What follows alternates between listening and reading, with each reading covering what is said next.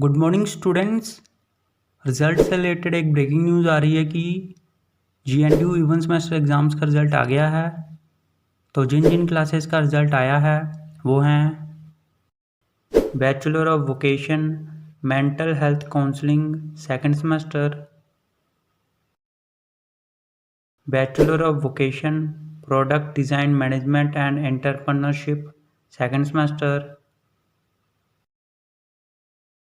Diploma in computer maintenance full time second semester. तो सभी students GNDU की official website पर जाकर अपना अपना रिजल्ट चेक करें gnu.ac.in पर। ऑल दी बेस्ट सभी स्टूडेंट्स को। उम्मीद है कि आप सबका रिजल्ट बहुत ही अच्छा आया होगा और सभी स्टूडेंट्स पास होंगे।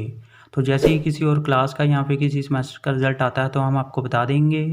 तब तक इस वीडियो को लाइक कर दो, शेयर कर दो, चैनल सब्सक्राइब कर दो और बेल आइकन ज़रूर प्रेस कर देना। Thank you.